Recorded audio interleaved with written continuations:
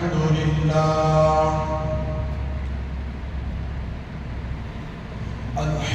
لله نحمده ونستعينه ونستغفره ونؤمن به ونتوكل عليه ونعوذ بالله من شرور أنفسنا ومن سيئات أعمالنا ونعوذ بالله من شرور أنفسنا ومن سيئات أعمالنا من يهد الله فلا مضل له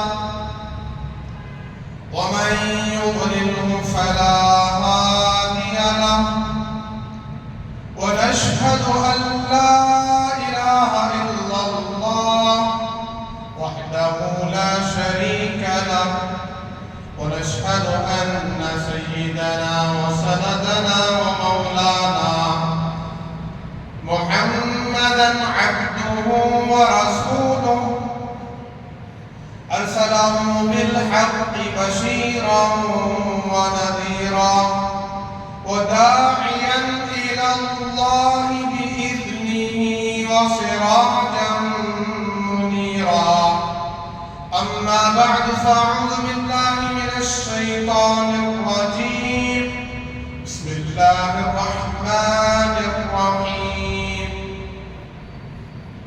وما أرسلناك إلا رحمة للعالمين وقال تعالى في مقام آخر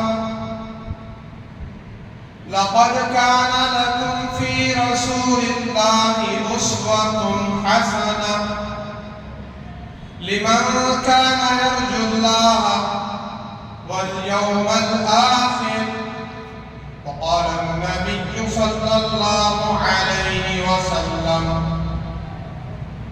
من حفظ سنتي أكرمه الله بأربع خصال المحبة في قلوب البررة والهيبة في قلوب الفجرة والسعة في الرزق والثقة في الدين أو كما قال عليه الصلاة والسلام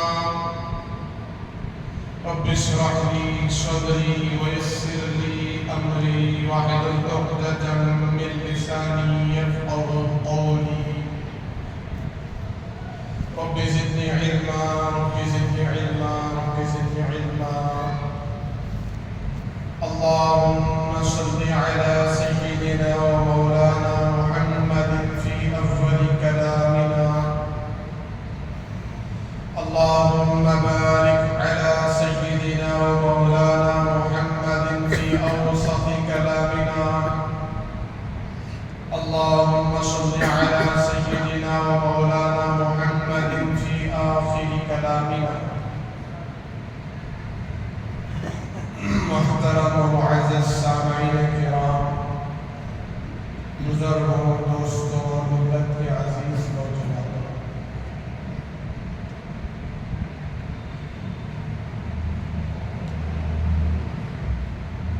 وہ مہینہ ہمارے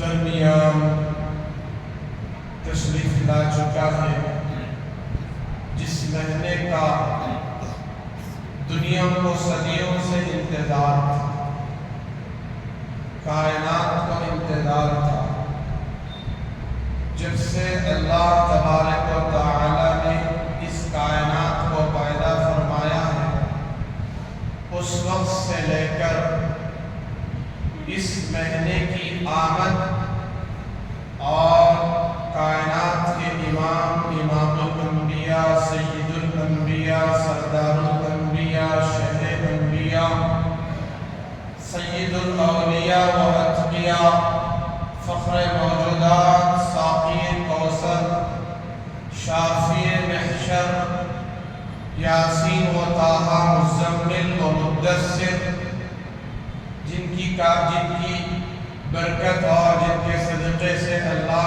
تبارک و تعالی نے کائنات کو پیدا جنت اور جنت کی نعمتوں کا فائدہ فرمایا، جن سے میری مراد ہمارے اور آپ کے نبی، کائنات کے نبی، اللہ کے نبی حضرت محمد رسول اللہ صلی اللہ علیہ وسلم کی آمد کا انتظار، آپ کی تشریف آوری کا انتظار، آپ کی ولادت باسعادت کا انتظار صدیوں سے، لاکھوں سال سے کائنات کو انتظار تھا۔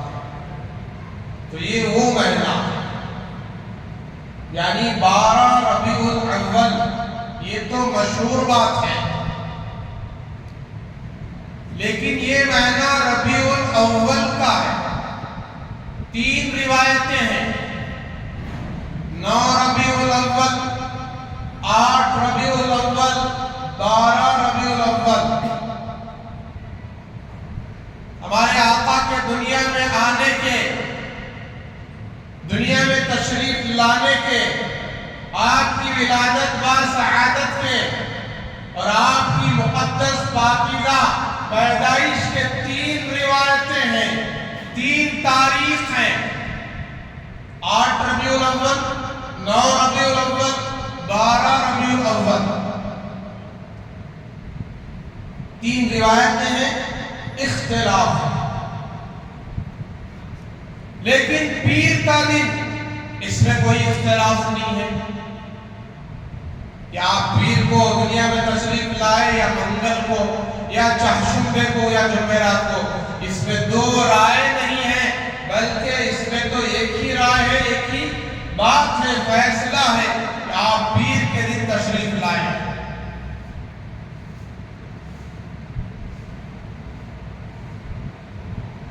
ہمارے اور آپ کے نبی حضرت محمد رسول اللہ صلی اللہ علیہ وسلم اگر جمعہ کے دن تشریف لاتے یا جمعرات کو تشریف لاتے، چونکہ یہ جمعرات اور جمعہ فضیلت والے دن ہیں، مقام و مرتبے والے دن ہیں۔ آج کا دن کون سا ہے بھائی؟ جمعہ کا دن ہے، اسی لیے تو اتنا جلدی مسجد میں آئے ہیں، ورنہ اتنا جلدی کون آتا؟ دوسرے اوقات میں، دوسرے دنوں میں اتنی جلدی مسجد بھی شاید کھل جائے، اذان کے وقت کھلتی ہے، اذان سے 2-4 منٹ پہلے کھلتی ہے۔ ماشاءاللہ آج اور ہر جگہ تقریباً جمعہ کے دن بہت سارے حضرات تو وہ ہیں جو 12 بجے آ جاتے ہیں، کوئی 12:15 بجے آ جاتے ہیں، اور کچھ حضرات اذان سے پہلے آ جاتے ہیں، اور بہت سے ماشاءاللہ اذان کے بعد فوراً آنے کی تیاری کرتے ہیں۔ یہ کیوں ہے کہ آج جمعہ کا دن ہے، آج فضیلت والا دن ہے، مرتبے والا دن ہے، مقام والا دن ہے۔ کائنات کے امام، امام الانبیاء، سید الانبیاء حضرت محمد رسول اللہ صلی اللہ علیہ وسلم نے فرمایا ہے کہ جو جمعہ کے دن جلد پہنچتا ہے، غسل کر کے جلد سے جلد مسجد پہنچتا ہے، جو جتنا جلدی جاتا ہے اور ان جانے والوں میں سب سے پہلے جو جاتا ہے، اس کے لیے اونٹ قربان کرنے کا اللہ ثواب دیتے ہیں۔ اونٹ آپ نے بارہا سنا ہے، اور بعد میں جانے والوں کو ان کے گائیں ذبح کرنے کا ثواب دیتے ہیں، قربان کرنے کا۔ اس کے بعد جانے والوں کو بکرا ذبح کرنے کا اجر ملتا ہے، اس کے بعد آنے والوں کو مرغی ذبح کرنے کا، مرغی اللہ کے راستے میں صدقہ دینے کا، اور اس کے بعد آخری درجہ انڈا صدقہ دینے کا ثواب۔ اس کے بعد دفتر بند، کلوز۔ تو آج کا دن جمعہ کا دن ہے، تو ہم جمعہ کی فضیلت لینے کے لیے آ گئے، جمعہ کی فضیلت حاصل کرنے کے لیے آ گئے۔ جناب محمد رسول اللہ صلی اللہ علیہ وسلم نے ارشاد فرمایا، جمعہ کا دن عید المومنین ہے۔ کیسا دن ہے؟ عید المومنین، مومنین کے عید کا دن۔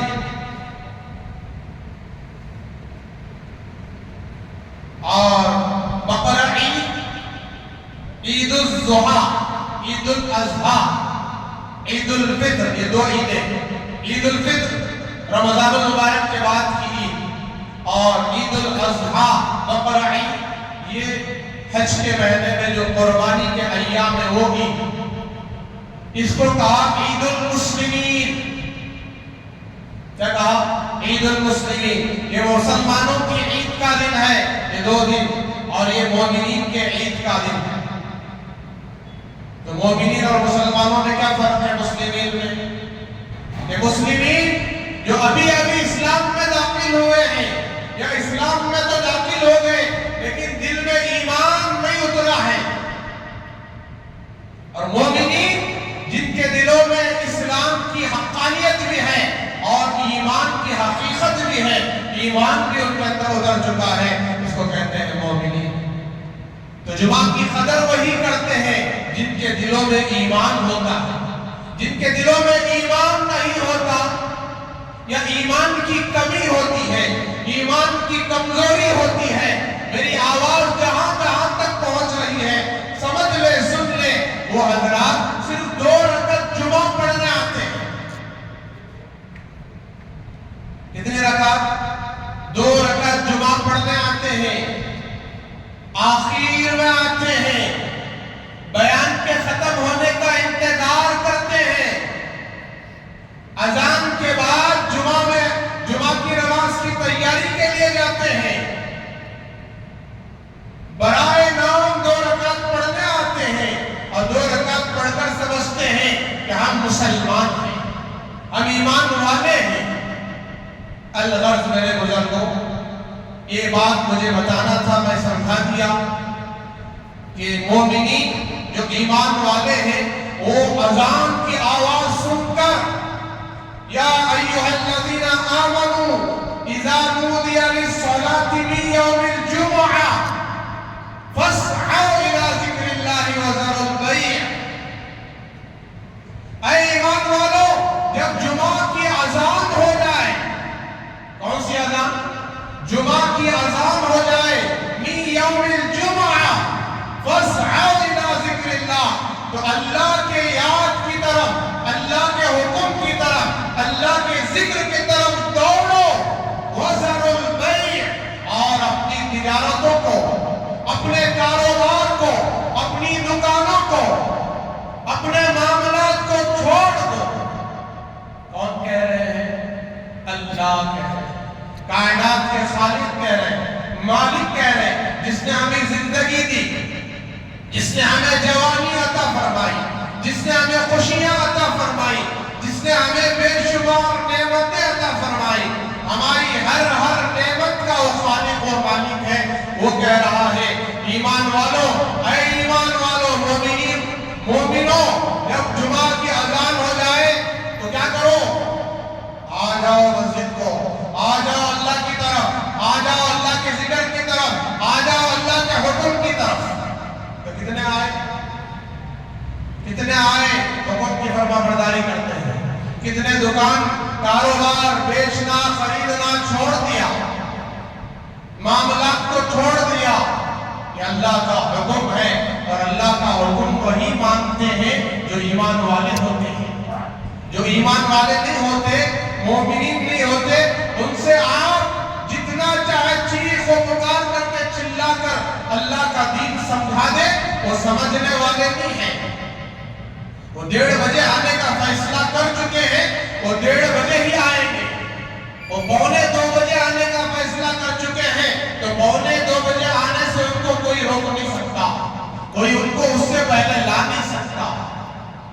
یہ ان کی ضد ہے، یہ ان کی ہٹ درمی ہے، یا پھر ان کی غفلت ہے، یا ایمان کی کمی ہے۔ الغرض اللہ تبارک و تعالی ہمیں موت کی آخری سانس تک جمعہ کی اذان کو سن کر لبیک کہتے ہوئے اللہ کے گھر کی طرف آنے کی توفیق مرحمت فرمائے، توفیق عنایت فرمائے۔ اللہ ہمیں ان نافرمانوں میں نہ بنائے جو خدا کا منادی، اللہ کا مؤذن، اللہ کی ندا لگا رہا ہے، اللہ کی صدا لگا رہا ہے، اللہ کی آواز اور پکار کو بلا رہا ہے، پھر بھی یہ نافرمان کسی ہوٹل میں بیٹھے ہیں، کسی چوراہے پر بیٹھے ہیں یا پھر اپنے گھر ہی میں سوئے پڑے ہیں یا پھر غسل خانے میں ہیں، اللہ حفاظت کرے۔ تو سب آئیں گے انشاءاللہ اذان کے ساتھ۔ تو یہ بڑی فضیلت ہے، بڑا مقام و مرتبہ ہے۔ الغرض میں عرض کرنا چاہتا تھا کہ جمعہ کی فضیلت کو حاصل کرنے کے لیے ہم آ گئے ہیں۔ کائنات کے امام، امام الانبیاء، سید الانبیاء حضرت محمد الرسول اللہ صلی اللہ علیہ وسلم ایسے دن تشریف لائے ہیں، نہ جمعہ تھا نہ جمعرات، نہ جمعہ تھا نہ جمعرات، نہ ہفتہ تھا نہ اتوار، بلکہ کائنات کے امام، امام الانبیاء ایسے دن تشریف لائے ہیں جس دن کی کوئی فضیلت نہیں تھی، جس دن کا، میری بات توجہ سے سننا، کوئی مقام نہیں تھا، مرتبہ نہیں تھا، اس دن کی کوئی ویلیو نہیں تھی۔ اس دن آپ کائنات کے امام تشریف لائے، خدا کی عزت و جلالت کی قسم، جس دن آپ تشریف لائے قیامت کی صبح تک یہ دن آپ کی وجہ سے، آپ کے مقام و مرتبے کی وجہ سے، آپ کی عظمت اور بڑائی کی وجہ سے، آپ کی تعریف اور ثنا کی وجہ سے، خدا کی قسم یہ دن سب سے عظمت والا دن ہے۔ کس کی وجہ سے؟ آپ کی وجہ سے۔ پیر کا دن، مبارک دن، برکت والا دن، جو اس دن کائنات کے امام آئے ہیں، امام الانبیاء آئے ہیں۔ بات سمجھ میں آئی؟ حضرت آمینہ رضی اللہ تعالیٰ عنہا فرماتی ہیں کہ میرے پیٹ میں جب محمد الرسول اللہ تھے، کائنات کے امام تھے، مجھے اس بات کا پتہ نہیں تھا کہ میں حاملہ ہوں، میں پیٹ سے ہوں، کوئی علامت ظاہر نہیں ہو رہی ہے سوائے ایک علامت کے۔ آج اس کا پتہ نہیں چل رہا ہے کہ میں حاملہ ہوں، نہ الٹیاں ہیں جیسے عام عورتوں کو الٹیاں ہوتی ہیں، قے ہوتی ہے، نہ ہی بھوک پیاس کی شکایت ہے، نہ ہی اور کوئی مسئلہ ہے۔ حضرت آمینہ فرماتی ہیں کہ مجھے خواب دکھائی دینے لگے، خواب نظر آنے لگے، میں خواب دیکھ رہی ہوں کہ خواب میں ایک بزرگ شخصیت جیسے عبد المطلب ہیں ان کی طرح یا اور بڑے عظیم شخصیت جن کی داڑھی اتنی لمبی اور ان کا چہرہ ایسا نورانی، منور، پاکیزہ، برکت والا، جن کو دیکھ کر ہیبت طاری ہو جائے، محبت پیدا ہو جائے، ان کے چہرے سے انوارات و سیادات ٹپک رہے ہیں،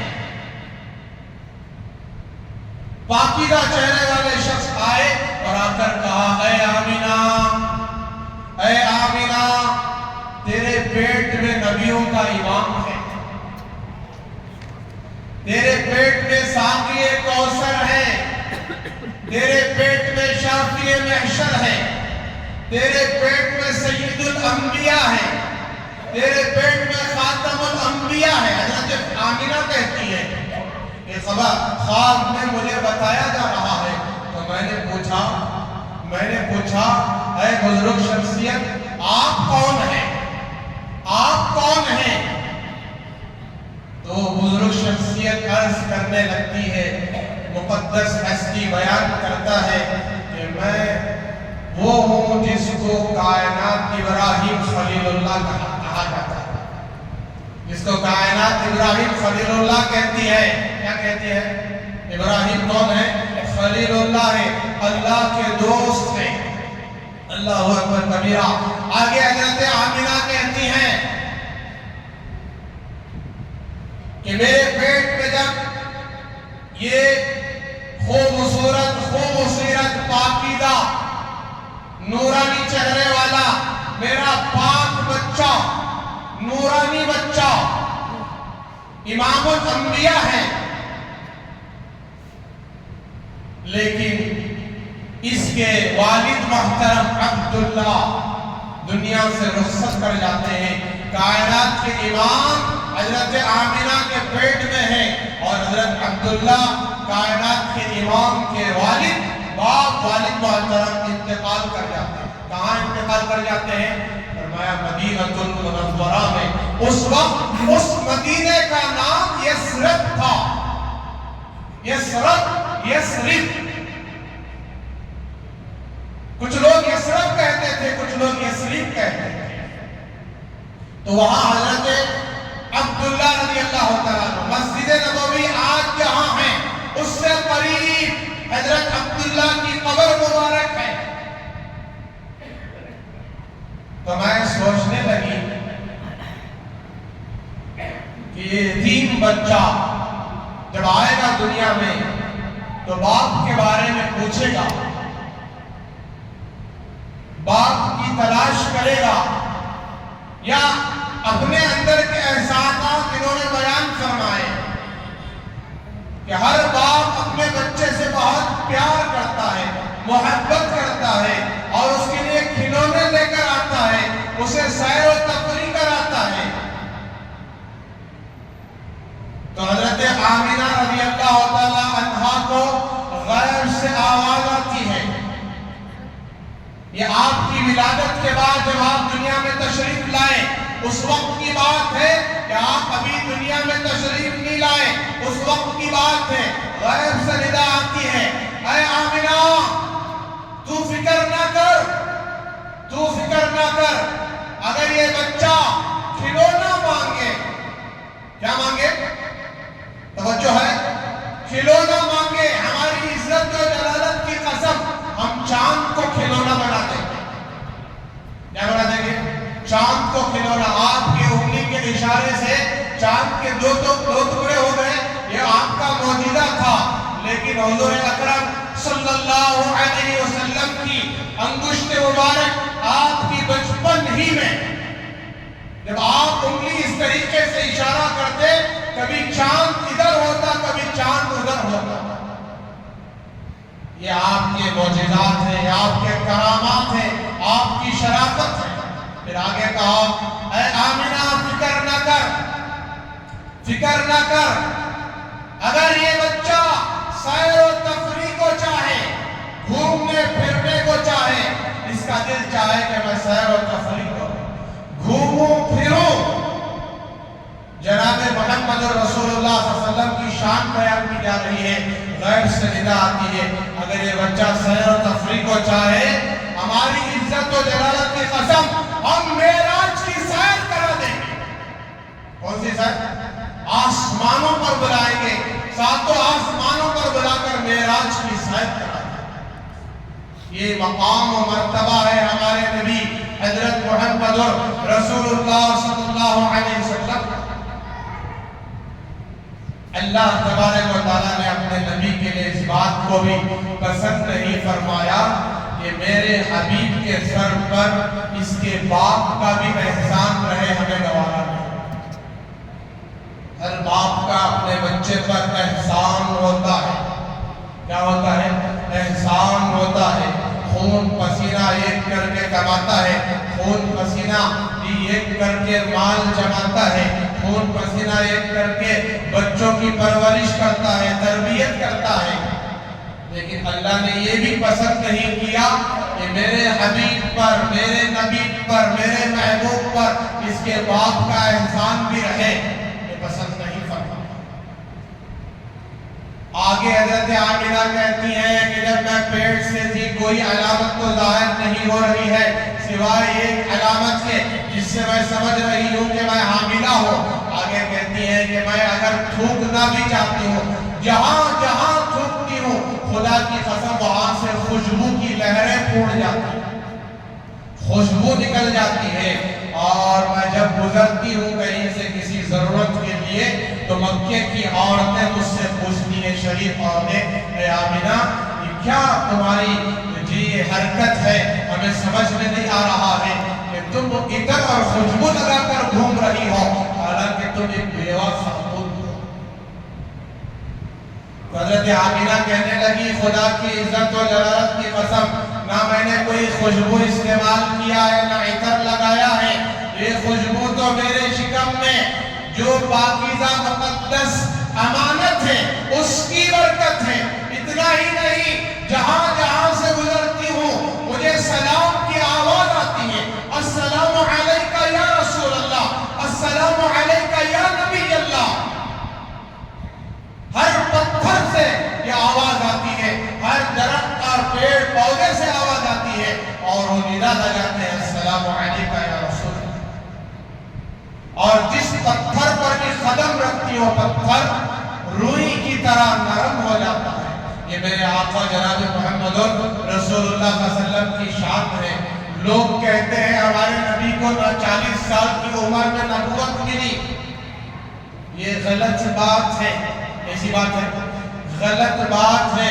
ہمارے نبی تو اسی زمانے سے نبی ہیں، کنت نبیا وآدم بین الماء والطین، میں اسی زمانے سے نبی ہوں، میں اسی وقت سے پیغمبر خدا ہوں، رسول کائنات ہوں، امام الانبیاء ہوں، رسول اللہ ہوں۔ جس وقت ابھی آدم کا وجود بھی نہیں ہوا تھا، آدم کا خمیر پانی اور مٹی کے درمیان میں پڑا ہوا تھا، تمہارے باپ کا وجود ہی نہیں تھا، ہم سب کے باپ آدم علیہ السلام۔ تو یہ ہمارے نبی کی شان ماں کے پیٹ ہی سے سمجھ میں آ رہی ہے، کوئی بدبو نہیں، کوئی گندگی نہیں، کوئی غلاظت نہیں، پاکیزہ، نورانی، خوشبودار۔ یہ ہمارے نبی پاک صلی اللہ علیہ وسلم کی شان ہے۔ ان لوگوں کے لیے عرض کروں جو سمجھتے ہیں کہ اللہ کے نبی بھی عام انسانوں کی طرح ایک انسان ہے، مانا کہ آپ بشر ہیں، مانا کہ آپ انسان ہیں، بے شک آپ انسان ہیں، لیکن خدا کی قسم آپ عام انسان نہیں ہیں، آپ کائنات کے سب سے حسین، خوبصورت، سب سے زیادہ عظمت والے نبی، بعدس خدا، بزرگ کوئی قصہ مختصر۔ حضرت شیخ سعدی رحمۃ اللہ علیہ بہت بڑے اللہ والے ہیں، انہوں نے ہمارے نبی کی شان میں بہت سارے اشعار لکھے، سارے اشعار لکھ کر کہنے لگے ہمارے نبی کی، اپنے نبی کی تعریف میں بیان نہیں کر سکتا، لیکن میں اس بات پر ہمارے نبی کی تعریف کر کے اپنی تعریف سے ہٹتا ہوں۔ کہا کہ بعدس خدا بزرگ کوئی قصہ مختصر، کہ خدا کے بعد، اللہ کے بعد، خالق کائنات کے بعد اگر کسی کا مقام و مرتبہ ہے تو حضرت محمد رسول اللہ صلی اللہ علیہ وسلم کا مرتبہ ہے۔ بھائیو، جن کے ہاتھ میں سارا خیر دنیا اور آخرت کی کامیابی ہے، جن کے ہاتھ میں جنت کی چابی ہے، آپ آج ان کے طریقوں سے دشمنی کرتے ہو یا نفرت کرتے ہو، ان جیسا چہرہ۔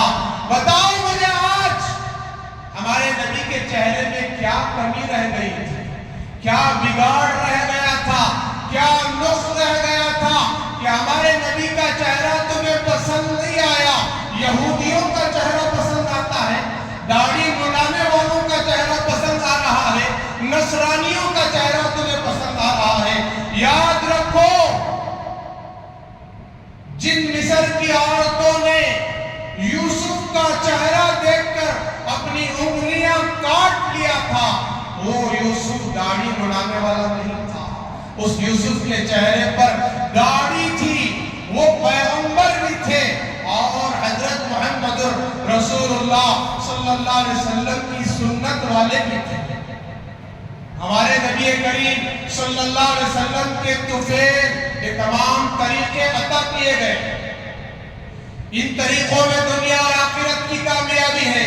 یاد رکھو، کل قیامت کے دن ہاتھ پکڑ کر جنت میں لے جانے والی ہستی امام الانبیاء حضرت محمد رسول اللہ ہے، ان کے ہاتھ میں جنت کی چابی ہے۔ اگر ان سے بے وفائی کرو گے، غداری کرو گے، کبھی منزل مقصود کو نہیں پہنچو گے۔ خلاف پیغمبر کسے راہ گزید، شیخ سعدی رحمۃ اللہ علیہ کہتے ہیں خلاف پیغمبر کسے راگزیر کہ ہرگز بمنزل نخواہد رسید کہ پیغمبر علیہ السلام کے راستے کے خلاف جو بھی راستہ اختیار کیا جاتا ہے خدا کی قسم کبھی وہ منزل مقصود کو نہیں پہنچتی۔ داڑھی مڈا کر حضور کو کیا چہرہ دکھاؤ گے؟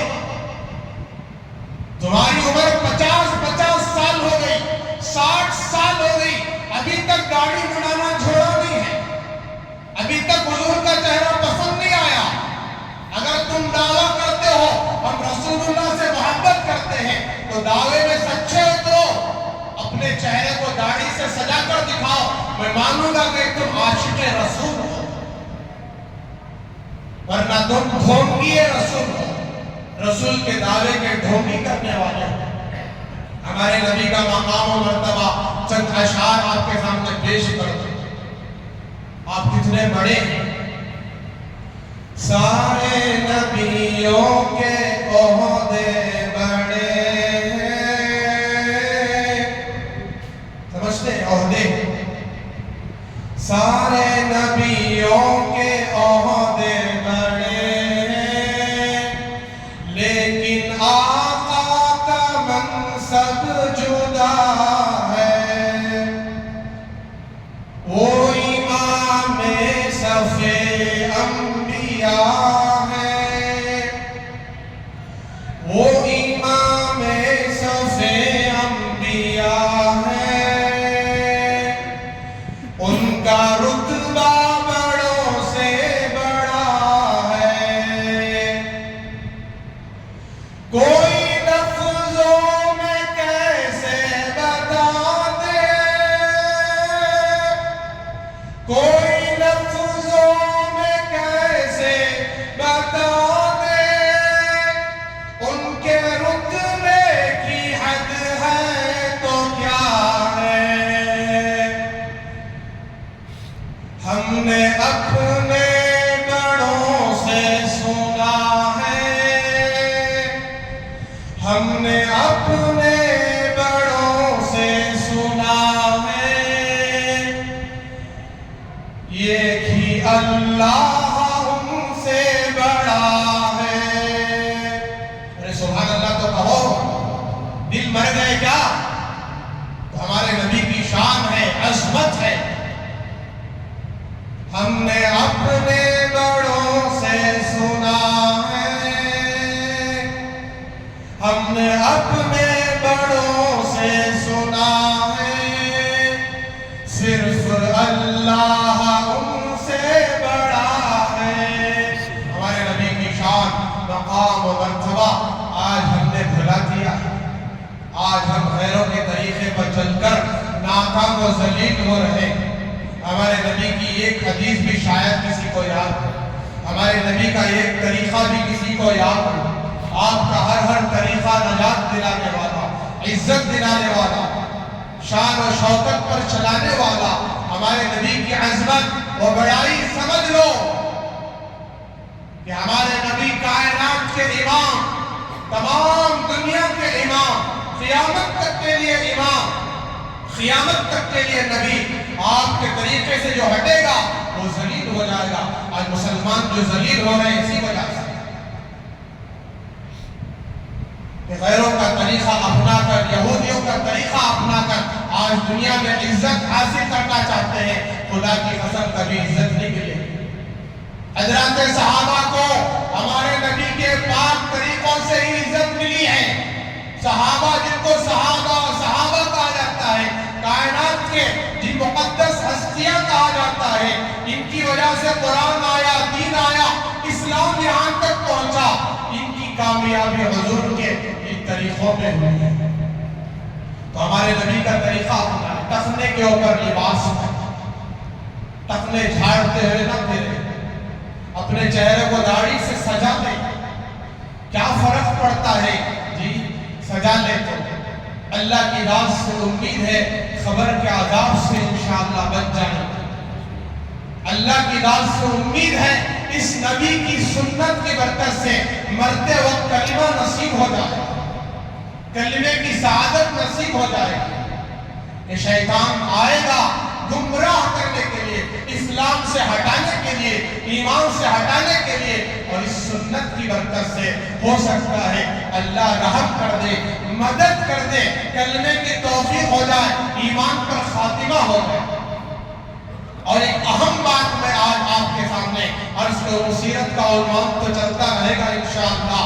آج میں چند ایسی باتیں، پہلے میں حدیث پر آتا ہوں کہ اللہ کے نبی حضرت محمد صلی اللہ علیہ وسلم ارشاد فرماتے ہیں کہ جب مسلمان دنیا سے چلا جاتا ہے، مومن جب دنیا سے رخصت ہو جاتا ہے تو اس کے اعمال نامے کا دفتر بند ہو جاتا ہے، لیکن 3 چیزیں ایسی ہیں اس کے مرنے کے بعد بھی اس کو ثواب ملتا رہتا ہے۔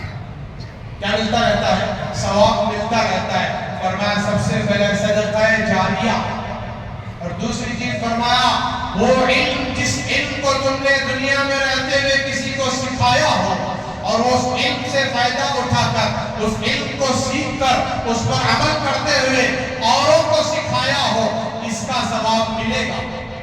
پھر تیسری چیز فرمایا کہ نیک اولاد جب والدین کے دنیا سے جانے کے بعد ان کے لیے دعائیں کرتی رہے، استغفار کرتی رہے، اس کا بھی اجر و ثواب ملتا رہے۔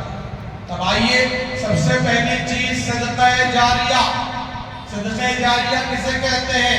فرمایا کہ صدقہ جاریہ اللہ کے نبی نے اس کی تفصیل بھی بیان کی کہ کوئی مسافر خانہ بنا دیا، کوئی مسجد بنا دیا، مسجد تعمیر کرا دیا، کوئی جو ہے بورول ڈلوا دیا، کوئی نہر کھلوا دیا، کوئی پانی کا انتظام کر دیا، کوئی ایسا راستہ بنا دیا جس سے لوگ وہاں سے گزرے سہولت کے ساتھ، آسانی کے ساتھ، یا ایسا کوئی خیر کا کام جس سے لوگوں کو نفع پہنچ رہا ہو، مرنے سے پہلے کر کے چلا جائے اور اس کے مرنے کے بعد جو خیر کا کام چلتا رہے، اس کا اجر و ثواب اس کے دنیا سے جانے کے بعد بھی ملے گا۔ اب یہ حدیث حضرت رسول اللہ صلی اللہ علیہ وسلم سے صحابہ نے سنا تو سب سے پہلا قدم حضرات صحابہ اکرام نے اٹھایا۔ ایک صحابی رسول ہیں جن کا نام حضرت ابو طلحہ رضی اللہ تعالیٰ عنہ ہے، انہوں نے اللہ کے نبی کی خدمت میں حاضر ہو کر عرض کیا، یا رسول اللہ میرا ایک باغ ہے، بڑا خوبصورت ہے، بڑا اچھا ہے، بڑا گھنا باغ ہے جس میں کھجوروں کی بہت زیادہ فراوانی ہے۔ یا رسول اللہ میں نے یہ آیت سن کر قرآن پاک کی لَن تَنَالُوا الْبِرَّ حَتَّىٰ تُنْفِقُوا مِمَّا تُحِبُّونَ کہ تم کامل نیکی کو اس وقت تک پہنچ نہیں سکتے جب تک تمہارے دل میں جس چیز کی خواہش اور محبت ہو، جو چیز تمہارے نزدیک محبوب ہو، اس کو اللہ کے راستے میں خرچ نہ کر دو۔ لَن تَنَالُوا الْبِرَّ حَتَّىٰ تُنْفِقُوا مِمَّا تُحِبُّونَ۔ چنانچہ وہ صحابی آتے ہیں اور باغ صدقہ کرنے کی درخواست کرتے ہیں، یا رسول اللہ یہ آپ کے لیے میں صدقہ کرتا ہوں، آپ جو چاہے کریں۔ تو جناب محمد رسول اللہ صلی اللہ علیہ وسلم فرماتے ہیں کہ ابو طلحہ ایک کام ایسا کر لو کہ تم اپنے خاندان قبیلے میں جو غریب، یتیم، مسکین ہیں، بیوہ ہیں، غریب لاچار ہیں، ان سب کے لیے اس باغ کو وقف کر دو، وہ جب چاہے آئے، کھجور توڑے، کھائے، استعمال کرے، ان کے لیے اس کو وقف کر دو، تمہارے لیے صدقہ جاریہ بن جائے۔ چنانچہ انہوں نے اس کو وقف کر دیا، اور اللہ کے نبی حضرت محمد رسول اللہ صلی اللہ علیہ وسلم نے مسجد نبوی سے ایک لگا ہوا باغ تھا، مسجد نبوی سے ایک لگا ہوا ایک کنواں تھا، ایک باغ بھی تھا جس کو حضرت ابو طلحہ نے اور ایک صحابی نے وقف کیا، اور ایک کنواں تھا۔ اللہ کے نبی نے فرمایا کہ بھائی دیکھو اس کنویں میں پانی بڑا میٹھا ہے، اس پانی کو جو ہے کون خریدے گا اور اس کنویں کو کون خریدے گا تاکہ مسلمانوں کے لیے پینے کا انتظام ہو، پانی پینے کا انتظام ہو۔ چنانچہ حضرت عثمان غنی رضی اللہ تعالیٰ عنہ نے سنا تو اس کنویں کے مالک کے پاس آتے ہیں، اور اس کنویں کا مالک یہودی تھا۔ اس کنویں کا مالک کون تھا؟ یہودی تھا۔ آپ نے اس سے بات چیت فرمائی، معاملہ فرمایا، تو اس نے کہا میں اس کو کسی صورت میں بیچوں گا نہیں، چنانچہ اس سے حضرت عثمان غنی رضی اللہ تعالیٰ عنہ نے فرمایا کام کرو کہ ایک دن کے لیے یہ کنواں تمہارا ہو، ایک دن یہ کنواں میرا ہو، اور اس کی جو قیمت ہے بتا دو میں دینے کے لیے تیار ہوں۔ چنانچہ اس پر وہ راضی ہو جاتا ہے اور اس کنویں کو ایک دن کے لیے ان کے قبضے میں اور ایک دن یہودی کے قبضے میں اس طریقے سے معاملہ طے ہوتا ہے۔ تو اس کے بعد اب حضرت عثمان بن عفان رضی اللہ عنہ آ کر تمام صحابہ کے سامنے اعلان کرتے ہیں، خبر سناتے ہیں کہ آج یہ اس بات پر معاملہ ہوا ہے کہ 2 دن میں ایک بار 2 دن میں ایک دن جو ہے اس کنویں سے پانی لے جائیں، پیے، استعمال کریں۔ یہ اعلان کر دیتے ہیں حضرات صحابہ کرام، بڑی خوش ہو کر اس سے پانی لیتے ہیں، پیتے ہیں، استعمال کرتے ہیں۔ اور دوسرا دن جو یہودی کے قبضے میں ہوتا ہے، اس وقت یہودی کے پاس کوئی پانی لینے کے لیے نہیں جاتا، وہ چونکہ پیسوں کے لیے بیچ رہا تھا، اور حضرت عثمان بن عفان وہ اللہ کے راستے میں فی سبیل اللہ کے طور پر اس کو وقف کر دیا تھا، جو چاہے استعمال کرے، لیکن ایک دن استعمال کرے، دوسرے دن استعمال کرنے کی اجازت نہیں۔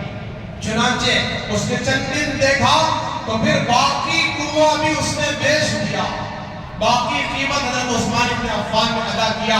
ایسے تمام صحابہ نے اس پر عمل کیا تقریباً جن کے پاس اللہ نے وسعت عطا فرمائی تھی۔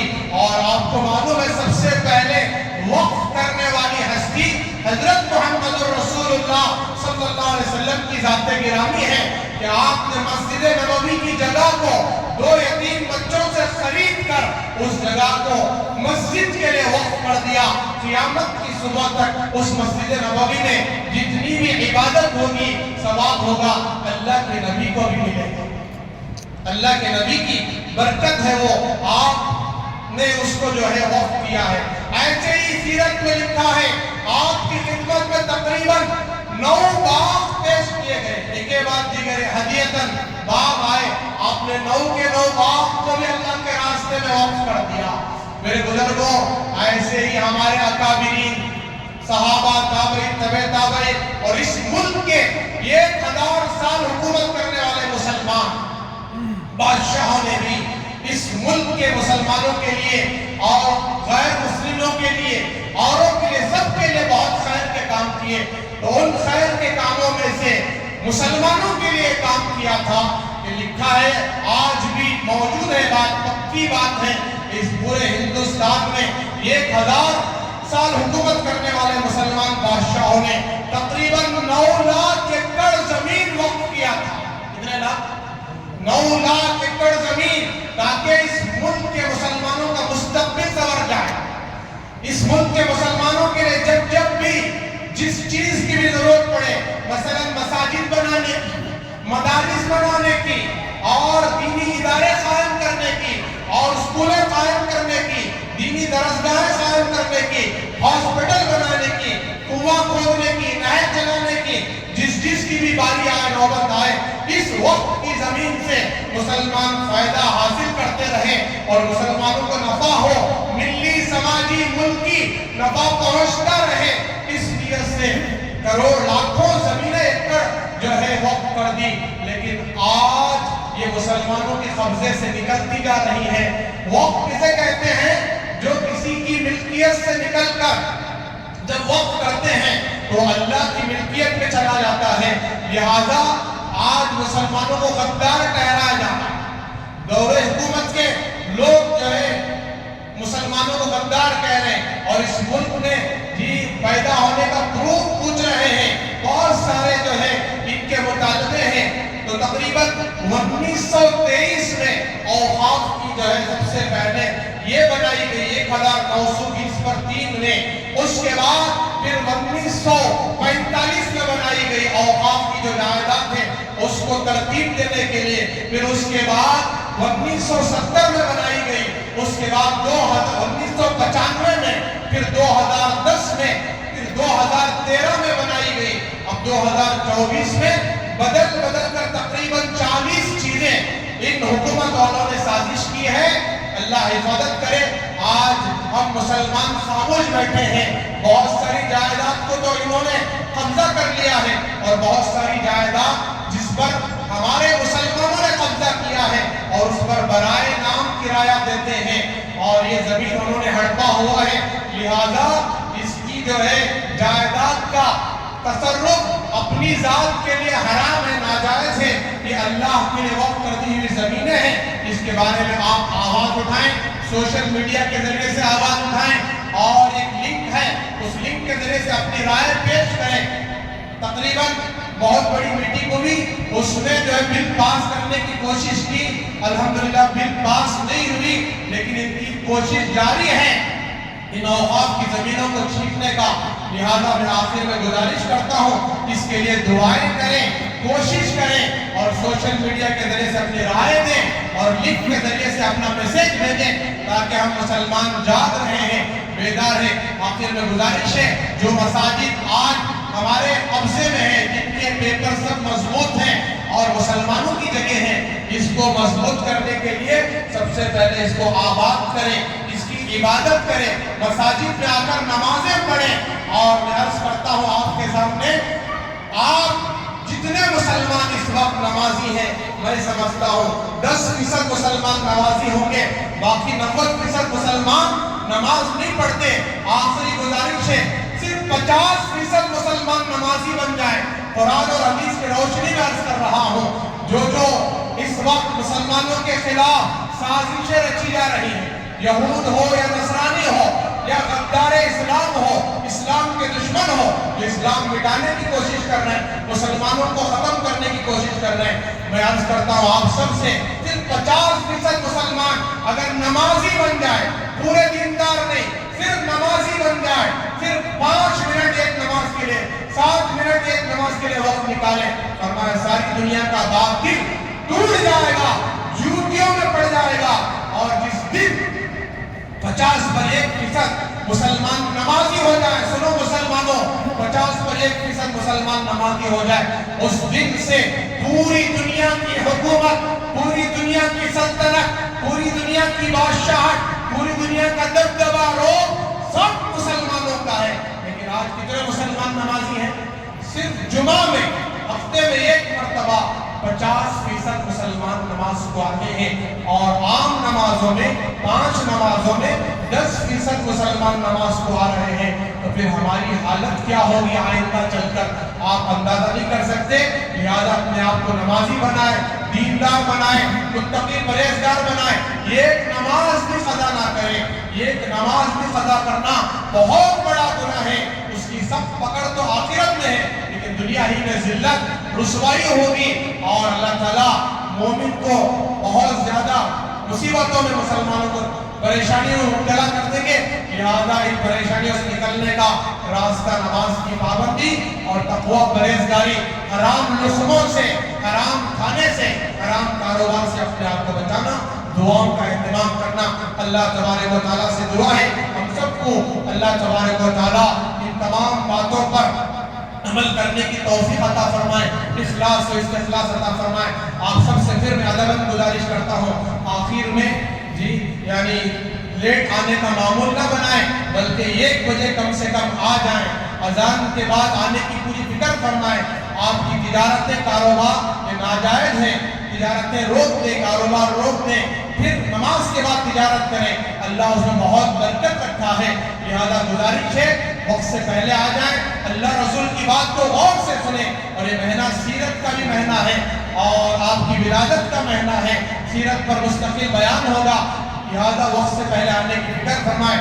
آخر میں گزارش ہے جاتے ہوئے اللہ کے گھر کا جس طرح آپ ہر ہفتہ ہر جمعہ تعاون کرتے ہیں، ایسے دل کھول کر اللہ کے گھر کا تعاون کریں، اللہ تبارک و تعالیٰ آپ کے دینے کو قبول فرمائے، آپ کی تجارت، کمائی، کاروبار و برکت عطا فرمائے، اللہ اس مال کو لگانے کو اللہ اپنے خزانے میں جمع کر کے اللہ آپ کو ہمیشہ ہمیشہ عطا فرمائے، اور دنیا اور آخرت کی برکتیں نصیب فرمائے۔ جن کے پاس کیش پیسے نہیں ہیں، وہ حضرات اسکینر لگا ہوا ہے، وہ اسکین کے ذریعے سے فون پے، گوگل پے کر سکتے ہیں، یہ جو ہے آپ کی سہولت کے لیے کیا گیا ہے۔ اللہ کے گھر کا زیادہ سے زیادہ خیال کرتے ہوئے جائیں۔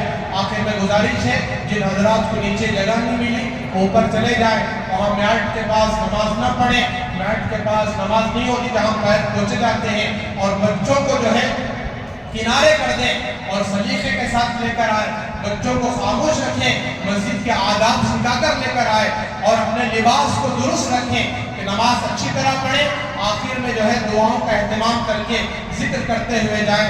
وآخر دعوانا الحمدللہ رب العالمین، سنتیں پڑھیں۔